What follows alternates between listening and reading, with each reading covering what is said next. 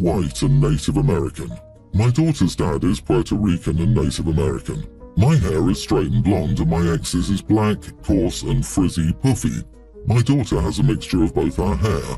When it's longer it becomes straighter and easier to style. When it's short it's nearly impossible to even brush through, let alone style. I've always had long hair, but her dad and her grandmother think long hair is ugly. I mean, there was even a time back years ago when my ex's mom insisted on cutting off my dead ends and told me she wouldn't cut it short, it was down to my butt, and she literally chopped it right below my shoulders and said, "Oh, that's much better," and got angry at me for saying I hated it and would never let her touch my hair again.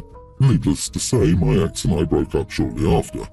For years, my daughter would go to visits and come home with her hair chopped off. If I made any comments about it, I was met with a, "She's my damn kid too, you aren't the boss. What happens at my house is none of your business. You don't make the damn rules."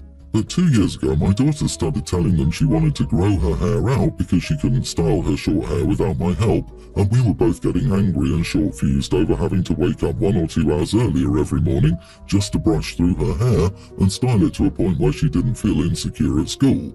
During that time, they respected her wishes and didn't touch her hair. But a month ago, her grandmother and dad started complaining about her hair again.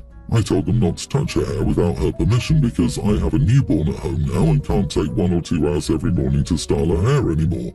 Well, they convinced my daughter to chop off her hair this past weekend, and sure enough, my daughter is in my room at 5:30 a.m. asking me to help her with her hair while I'm nursing my newborn. I told her no, I just started feeding the baby. She immediately flipped out. She said, "My grandmother said you should be taking time to do my hair and that you have 2 kids, not 1. I texted the grandmother and asked what the heck she said to my kid, and she said, "As a mom, you need to prioritize both kids, not just the baby. Do your daughter's damn hair." I didn't do my kid's hair. She's blaming me for feeling insecure at school now. Edit, she's been to stylists. They've thinned her hair, used special product that I spent hundreds on, that they promised me would work, and it's just impossible. I've also taken them to court and the judge basically laughed in my face. He said that I was wildly mistaken if I thought an issue over hair, that wasn't the only reason I brought him to court, was grounds to get anyone to court. Not the idiot. Wow, that's an awful judge. The issue is her mental anguish over her hair, not just a style that you didn't prefer. Maybe hire an attorney this time to argue your position. Not to mention grandma and possibly dad too are manipulating this kid into getting her hair cut. Go to court over this issue again, otherwise you'll have to revisit it continually. Your ex and his mother are the ones creating the mental anguish over her hair. They should be the ones to deal with the situation financially and be forced to stop cutting her hair. For God's sake, she's a tween. Why haven't you learned how to do a protective style to her hair so that it doesn't need doing every day? You all suck. I really wish my mom would have learned about my hair type instead of me wasting hours a day managing it because she thought my hair should be straight like hers. I spent my teens getting my hair thinned and wouldn't leave the house unless I took 2 hours splitting it into sections and flat ironing it. There needs to be a resolution to this ongoing hair dispute. She's growing up and she needs to learn how to do things for herself. It may be a hard lesson, but she better learn it now. This may also be a good time for a talk with her about not giving in to pressure from anyone else about how she wants to look. Your family members only think you're the mom when it's time to do the work. Start calling them at 5 a.m. and tell them it's time to come deal with the hairstyle they chose for your daughter. Grandma needs to screw right off with that bit about you having 2 kids, not 1. She and your ex knew precisely what they were doing. My girlfriend, 29, Andrea, and I, 29 male, have been together for a few months now. Everything had gone smoothly until yesterday when she pulled off a ridiculous stunt. She called me late at night to say that she was seriously injured, having panic attacks, and that no one else was with her as her parents were out, which was true, they were out. She said that she's also got some chest pain and she thinks that she's dying and that she's really in a bad state and can hardly breathe. She was heaving while she spoke. She begged me to help her. She said she'd already called 911 but also wanted to let me know, and I was shocked. I took my car to rush towards her house, and only after I reached it did I find out she was joking. She met me joyfully and said she only wanted to see how committed I am during an emergency, as that's an essential part of a relationship or something. I lost my temper and asked her what the heck her problem was. She said that she was testing me, and I got angry. I called her a damn witch and told her that I didn't deserve to be treated like trash and used like that. She was crying, saying that she only wanted to check whether I was a good fit and that I'd overreacted. I left the house immediately and haven't talked to her since. She's been texting me, but I just ignored her. Am I the idiot? Not the idiot. Run. She intentionally put you in a state of panic, causing you to drive in that state of panic, which is a recipe for disaster, an accident waiting to happen. You need to focus on the fact that she never gave your feelings any thought at all. She didn't dismiss your feelings. To dismiss your feelings, she would have had to consider them. She didn't even think about you at all. Your panic was what she was looking for. It made her happy. It made her laugh. That's how sociopaths feel. If you were killed in an accident on your way to her, it would have been a home run for her. For sure, there is something really not right here. If she thinks that what she did to you is okay, then she's got major issues. You jumped in your car and rushed over to her house. What if you'd been in an accident trying to get to her? What score do you get on her test then? This is so stupid. I really hope you consider whether or not you want to continue your relationship with her. She was testing your commitment. All she did was prove to you that she doesn't deserve your trust or respect you as a person. Just tell her she made a great commitment test and thank her. Her test made you realize that she's not someone you can commit to and saved you a lot of time and trouble in the long run. Also, what does it prove? I don't know about you, but I think only a monster would not help someone in that state, even if the person in distress dialed the wrong number. Time to test her. Tell her you won't talk to her for the next 65 years. You just want to test her commitment to the relationship. I, 28 female, have twin kindergarten boys, Jude and Jonah. They go to a private Jewish kindergarten where it's customary to invite the whole class to birthday parties. It might even be a school rule, but I don't think I'll take this to the school. Jude and Jonah are very well-mannered and reserved. Obviously, I'm biased, but they've always gotten along with all of their peers and have never gotten into any drama. Jude is definitely a slow reader, and we've gotten him a tutor, but it's still been tough for him. At our synagogue, the bathroom signs just say men and women with no little picture. They're single bathrooms. 2 weekends ago, Jude walked into the women's by accident, and I guess the door wasn't locked correctly because he walked in on this woman named Jess, who's the mother of a little girl in his class. He says he just saw her on the toilet, ran out, closed the door and said he was sorry. Jude immediately came up to me and told me, and he was very embarrassed. I told him it wasn't a big deal and he should just remember to knock next time, and the longer word says women. He said he would and thought it would be a stalled bathroom like most public bathrooms, and that's fair, so I left it there. Jess came up to talk to me afterward and told me that he needed to be punished, and she said it was extremely inappropriate. I assured her he didn't know and wouldn't do it again, but she said there's no way he can't read men and women, and that her daughter could, and told me I had to nip this behaviour in the bud. I often feel talked down to because of my age by other parents at the school, so I just said I would take care of it and left it there. On Friday, her daughter was handing out birthday invites and gave one to Jonah, not Jude. They both asked her why, and she said her mom said not to give him one and wouldn't tell her why. Jude cried the whole day and wouldn't tell anyone why because he didn't want to be a tattletale. I asked Jude if anything else had happened between the two of them, and he promised me it didn't and said they've even been playing together at recess this whole last week, and her daughter was trying to cheer him up by suggesting ways to sneak him in. I'm honestly livid. I wouldn't care if she'd given neither of them an invite, but giving one twin and not the other is incredibly rude and passive-aggressive.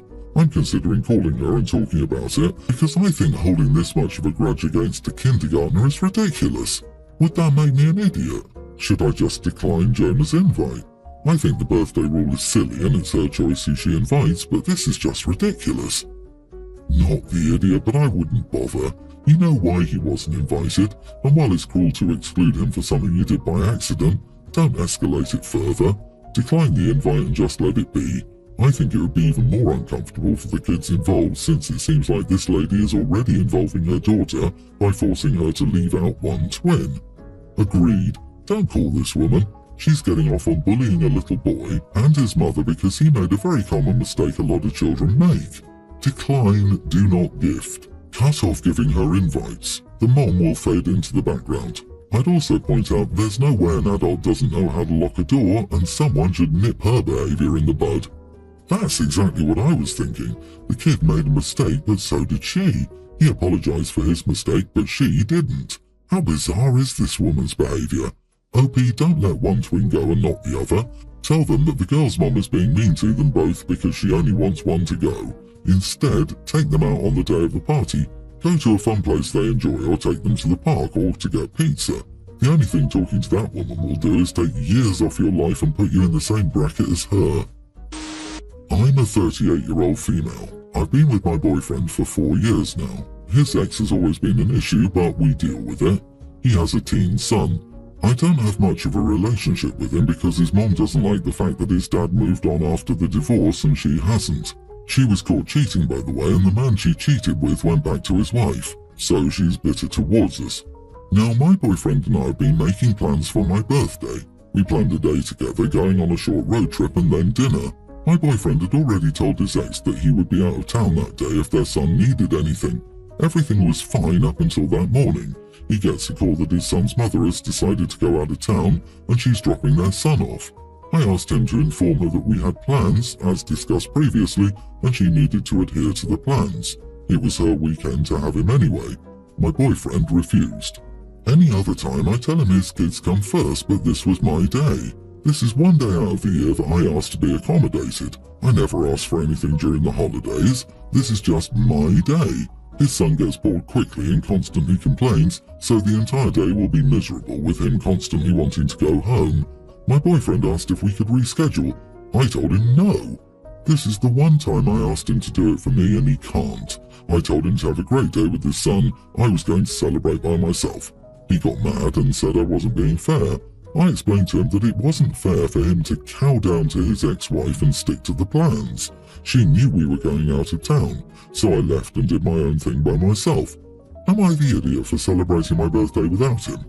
Not the idiot. Since it was her weekend to have the kid, she did it on purpose. The only reason she did this is because your boyfriend allowed her to. He should have stood firm. It was her weekend, she knew you guys had plans, and she was manipulative. You don't have an ex-wife problem, you have a boyfriend problem. Why did he tell her anything at all? If there was an emergency, he could have been reached. There was zero reason to give her any information at all about the weekend plans. She can't manipulate and weaponize what she doesn't know about. She's already shown a history of being spiteful and petty, so telling her was waving a damn red flag in her face. How was this a surprise to either of you? I suggest you set a clear boundary that she is never again to have information on what your plans are when the kiddo is not in the house. Ever. Honey, it would be a deal breaker for me. She did this to exert her control over him, and he caved. If he told her no, she would have had to make other arrangements or cancel her trip out of town. It wasn't his problem to solve as it was her weekend with their son. He prioritized her ego over your birthday. She cheated because she didn't respect him, so seeing him be weak with her would permanently give me the ick. Now both you and the ex-wife know that she can snap her fingers and disrupt your relationship. Your boyfriend is not ready for a relationship until he can establish and maintain boundaries with his ex-wife. Over the past 3 months, my husband's sister has stayed with us until she got back on her feet. As part of her contribution to our household, she generously offered to babysit our kids, including our toddler son with autism and with both delayed speech and language, without expecting any compensation. However, about 3 weeks ago, while she was babysitting, our son slipped out the front door without her awareness, wandering around for approximately half an hour before a concerned individual alerted the police. Rather than immediately notifying my husband and me about the situation, she spent an hour searching the neighborhood before involving law enforcement. We only became aware of our son's disappearance after she'd already found out that the police had picked him up and safely returned him home. There's uncertainty regarding whether she would have informed us if the police had not explicitly instructed her to do so. In the aftermath, I asked her to leave our home. My husband believes my decision to kick her out was overly severe, labeling it as an honest mistake that could happen to anyone. He also emphasizes her lack of alternative living arrangements, arguing that it was unjust to leave her with nowhere else to go. She put my son's safety at risk and broke my trust, and I can't get over that. But I can't shake what my husband said. Now I feel terrible about putting her on the street. Am I the idiot? Not the idiot. An honest mistake initially, yes. Kids can be slippery little devils. The big mistake was not calling you. spinning her wheels, searching for an hour, then hearing that the police thankfully had him, and then when is she going to call you? Has she even apologized? Doesn't sound like it. She's staying with you to get back on her feet. So she's an adult. This isn't some 19-year-old being an idiot. She should have known better, and since she doesn't, no, she cannot be relied upon and deserves banishment. Right, after 10 minutes of not being able to find him, I know kids, they are definitely slippery. She should have called the parents. I taught children with special needs and specialized in autism. If I would have lost a student and not noticed for half an hour, I would have been fired. Yes, children can be escape artists, but if your job is to watch them, then that's what you do.